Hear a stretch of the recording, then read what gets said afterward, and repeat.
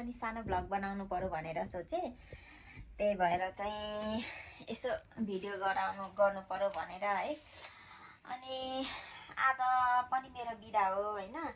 यो हप्ताको लास्ट बिदा आज। त्यही भएर चाहिँ एकछिन बाहिर निस्केको थिएँ है। घाम त्यस्तै लागेछ, त्यस्तै हावा लागेर हावाहुरी यस्तो चलिरहेको कि झन्डै मलाई उडाएरै लग्यो है। मलाई कस्तो मेरो क्याप नै उडाएर लगाएको थियो क्या। ओ माई गड, त्यस्तो हावा चलेछ। दुई हावा भित्र बाहिर हावा चलिरहेछ हैन, भित्र आवाज आइरहेछ क्या मसुनामा। यो के साह्रो हावा चलेको नि, यो के साह्रो हावा चलेको यस्तो। माई गड, उडाएर लाला जस्तो छ। खोला बगेछ यहाँ सानो सानो। मैले चाहिँ हैन किन भिडियो बनाउन लाग्यो भने नि, मेरो साथीको छोरी, मेरो भाइको छोरी, मेरो भदैनी हैन। अनि मेरो साथीको बुढोलाई चाहिँ मैले भाइ बनाएको। त्यही भएर मेरो भदैनी हैन, मेरो भदैनीको अब आउँदैछ 2 तारिक हो उसको बर्थडे। त्यही भएर चाहिँ सानो सानो केही किने थिएँ हैन उसको लागि भनेर। त्यही भएर प्याकिङ गर्न लाग्यो। अनि उसको बर्थडेको लागि त्यस्तो स्पेसल त केही छैन, तर पनि सानो बनाएको छु। के अरे मगाएको, अनलाइन सपिङ गरेको हैन। अब उसलाई ठिक हुन्छ हुँदैन थाहा छैन, तर उसको साइज अनुसार चाहिँ मगाएको। तर सानो आएको छ क्या। मलाई चाहिँ एकदम सेटिस्फाई चाहिँ भएको छैन। अब मिल्छ मिल्दैन हैन। मेरो भदैनीको बर्थडे चाहिँ हैन के अरे जुन 2 तारिक हो क्या।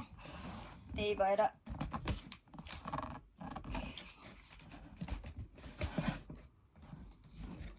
अनलाइन सपिङ गरेको थिएँ। के ड्रेसहरू मगाएको थिएँ। हेरौँ, म चाहिँ खोलेर देखाउँछु ल। 2 वर्षको हो नानी हैन, 1 देखि 2 मा जाने हो। तर हेर्नु त यो कति सानो बच्चा, कति सानो आएको छ क्या। 2 देखि 3 वर्षको मैले मगाएको हैन। कति सानो आएको क्या। हेर्नु न, मिल्छ यो। यस्तो मगाएको छु है। अब के हुन्छ, फिट हुन्छ हुँदैन। अनि यो चाहिँ क्युट लागेको छ। यो स्कर्ट हो।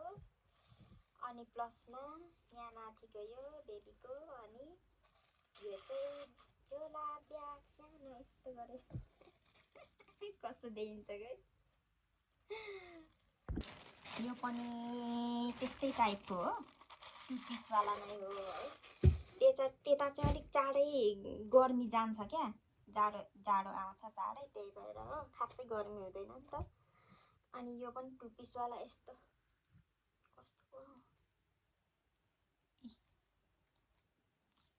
यो टाइपको हो है।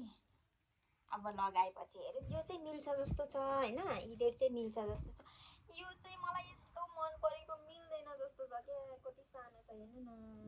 माइ गॉड, यो छ है। अनि हैन अब हामी लास्टै नजिक छैनौँ क्या। टाढा छौँ। कोही कता छौँ है। नजिक भनेको कोही नि छैन हैन। त्यही भएर अब बिदाको बेला जानु पनि अब टाइम लाग्छ। मिल्दैन हैन, मिल्दैन भन्दा पनि टाइम लाग्छ। अनि त्यही हो, काम त जानै पर्यो हैन। त्यही भएर यसो कुरियर गर्ने हो। त्यस्तै भइरहेको क्या।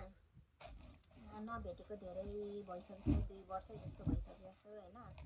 त्यही भएर अरू त केही छैन। यो नानीको लागि यति हो है। अनि त्यो ठाउँमा म क्यान्डीहरू लिन गएको हैन, किन्न गएको के पाउँछ भनेर।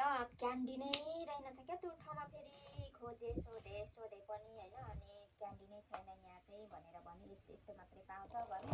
यस्तोहरू मात्रै लिएर आएको यस्तोहरू। अनि यहाँ यी चक्लेट छ। अनि त्यही भएर अनि नानीलाई चाहिँ यति भयो है। आमा बुवालाई चाहिँ के, नानीलाई मात्रै पठायो भने पनि ओ माई गड भन्ने त हुन्छ, तर पनि हामीलाई चाहिँ भन्ने हुन्छ नि त नि। त्यही भएर चाहिँ मैले चाहिँ के गरेको छु भने यहाँ छ होइन, यो चाहिँ कागतीको अचार अस्ति बनाएर मैले राखेको, घाममा अहिलेसम्म थियो होइन, अहिले भर्खर निकालेको छु। अनि यो चाहिँ चिकन अचार हिजो अस्ति मैले बनाएको होइन, कस्तो हुन्छ खासै यो चाहिँ अलिक चाचारै खाने टाइपको छ, किनभने अलिक कडा बनाएको छुइनँ नि त, त्यही भएर। अनि कस्तो हुन्छ दुईजनाले चाख्नु है त मेरो तर्फबाट बाबाआमालाई।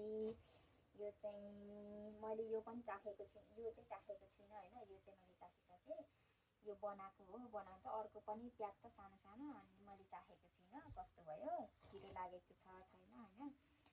अनि यति छ बाबाआमाको लागि, मेरो साथी र भाइको लागि है त। अनि नानीलाई ह्याप्पी बर्थडे, अब नजिक छैन होइन, नजिक भएको भए राइसु मेरो 2 दिन बिदा छैन, के गर्ने, नजिक छैन टाढा छन्, यसो केही भन्दै प्याकिङ गर्नु पर्यो है। अनि यो पुरै तेल लाग्छ होला, त्यही भएर मजाले प्याक गर्नु पर्यो। अनि के गर्ने, टाढा भयो, त्यही भएर चाहिँ मेरो सानो पुट्टे मेरो भदुलाई जन्मदिनको धेरै धेरै शुभकामना।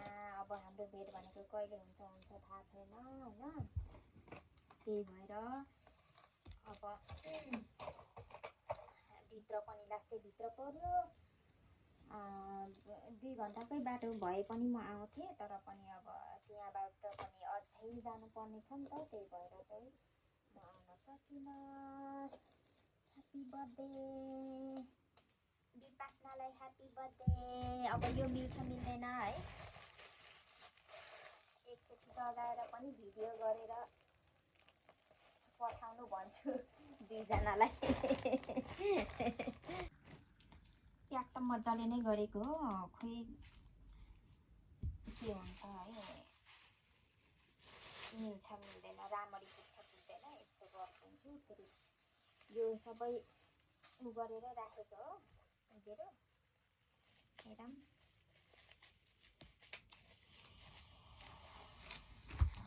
बाबाआमाले मेरो तर्फबाट यति मात्रै छ। यो मैले सामानहरू अस्ति नै मगाएको हो होइन, 1 महिनै जस्तो भइसकिसक्यो। अब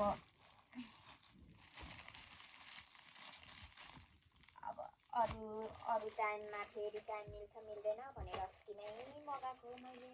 अब चाहिँ पुग्ने भयो, ठिक ठाउँमा पुग्ने भइरहेछ। हे राम, यो त कुन तरिकाले लगाइदिनु भयो क्या। बेबीलाई चाहिँ स्ट्रबेरी मनपर्छ भनिरहेको थियो होइन,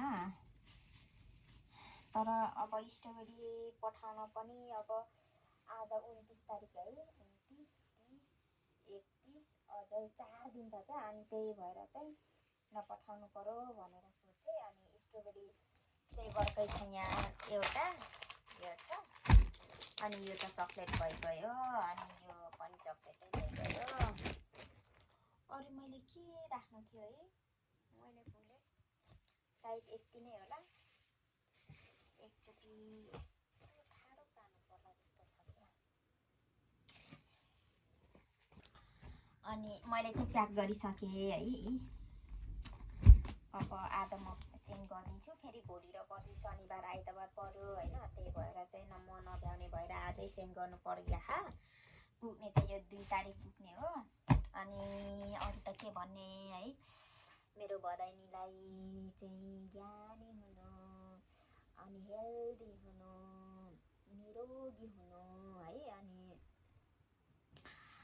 अनि यस्तै हो है, टाढा भयो, अलिक नजिक भएको भए त अनि फुपू हो भन्ने त हुन्थ्यो, तर म त मेरो भदैनी हो भनेर म त गर्छु नि, तर मेरो भदैनीले चाहिँ मलाई नचिन्ने फुपू भनेर एकचोटि भनिरहेको थियो मलाई, म त कस्तो खुसी लागिरहेको थियो क्या।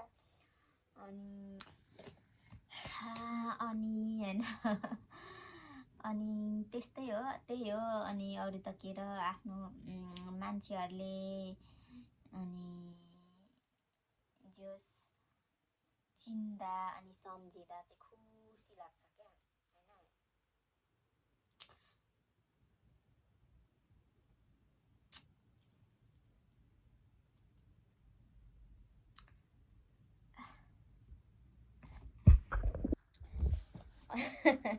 के भएको है, म बोल्दा बोल्दै इमोसनल पो हुनु खोज्छु त। ओ माई गड। अनि म चाहिँ के भन्न खोजेको भने होइन, परदेशमा चाहिँ आफ्नो आफन्त हुनु भनेको यस्तो राम्रो क्या। म त एकदम ऊ लाग्छ क्या, चिज लाग्छ क्या। त्यही भएर चाहिँ म चाहिँ एकदम इमोसनल हुन्छु। किन सानो सानो कुरामा पनि आजभोलि मलाई जस्तै कमजोर भएको छु क्या। अनि त्यही भएर किनभने मेरो साथी भनेको यस्तो मिल्ने साथी हो होइन। अनि उसको छोरीलाई मैले भदैनी भन्न पाउँदा त म त एकदम खुसी छु। म त एकदम लकी छु क्या।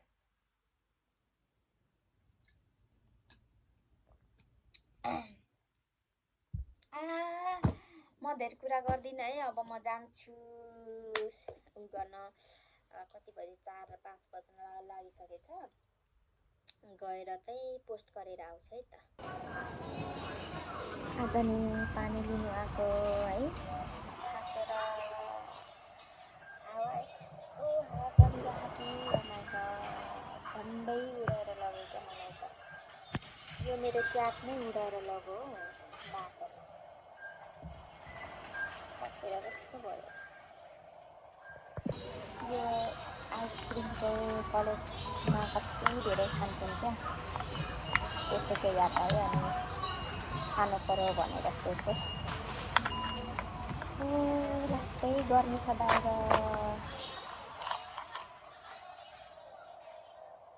कहिले भ्याकुममा आउने, अहिले त 150 भइसक्यो।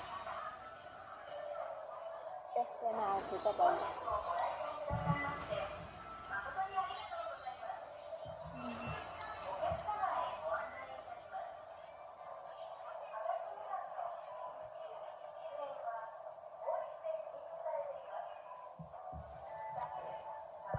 Happy birthday